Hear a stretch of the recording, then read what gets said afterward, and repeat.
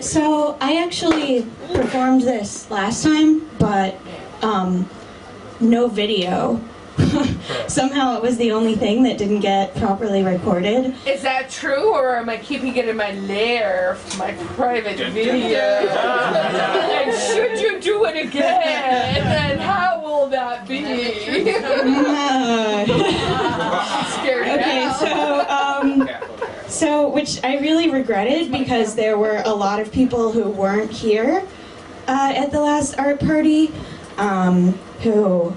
Well, okay, so it's really personal, and I can't believe I'm making myself read it again, but it also was like really cathartic, and a lot of people liked it, so yeah, I'm gonna do it again anyway, and I apologize to the like 10 people who are here who already heard it. No, we want to hear it again. Okay.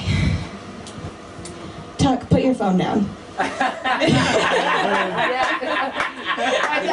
think that's an important part, yes. It's so true, he's always on his phone. Okay, and I wrote this like 6 years ago, maybe. Okay. It's called She Lives Here. On a couple of levels, I'd like to think she never knew me, because then it slides out of the realm of rejection and is just one more act of ignorance perpetrated by an ignorant world. Although she never seemed to feel that seductive pull of, I'd rather not know, thanks.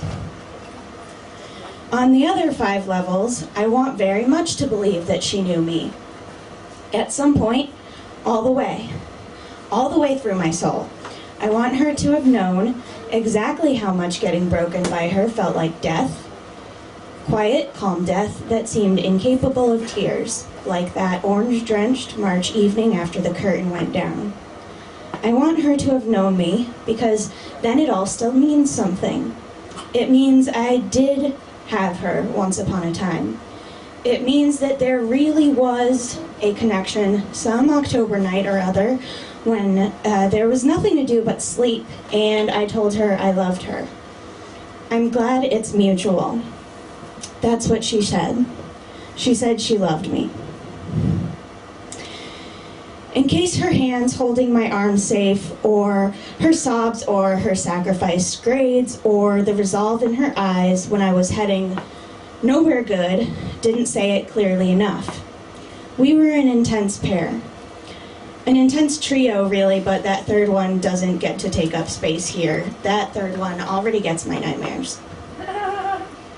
She made me feel clean in a year of feeling like less than dirt. Only one night did that vicarious purity waver. I felt like I could hear her heart beating very loudly beneath her tight white tank top. And it was such an ordinary, base, unavoidable, disgusting allure that I shut my eyes and turned away and turned the music up too loud. Light that's shining, I reminded myself. Light that's shining. Stop, love, you'll hurt your ears. That's the least of my problems. She had a fascination with tiny glass things. Her collection of marbles was very impressive. I was fragile and glassy some days and more nights. It would have been a mercy and a relief to be quashed into a tiny round shape and plopped into a drawer of her plastic marble box. Maybe with the green ones. Or, better, the ones that she had shattered in a pan of oil. She had her methods. How to break things without really breaking them. How to survive a double black diamond with lethal moguls and enjoy it. How to never call or even call back and still leave me with the delusion that we were still intact. I loved her house, her hands, and her hair. I loved the bottomless well of hilarious inside jokes and the impatient way she'd lean on a certain endearment.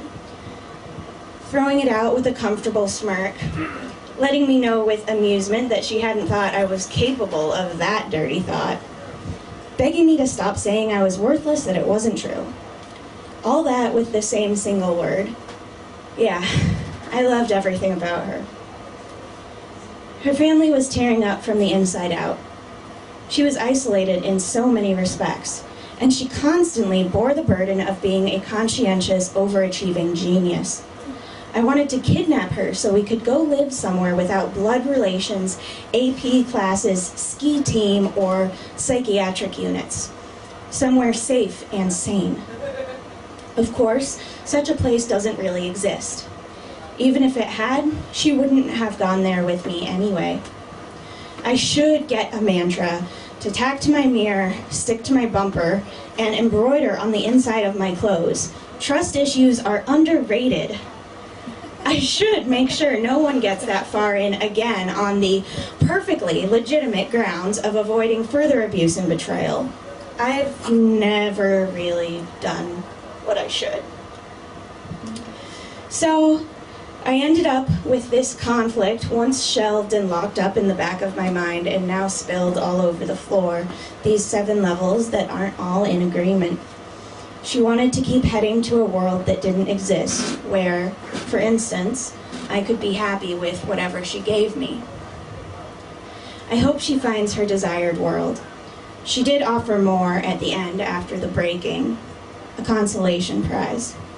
My response, I don't want you to. Sabbrielle, what's the title? She lives here. Nice. She lives here.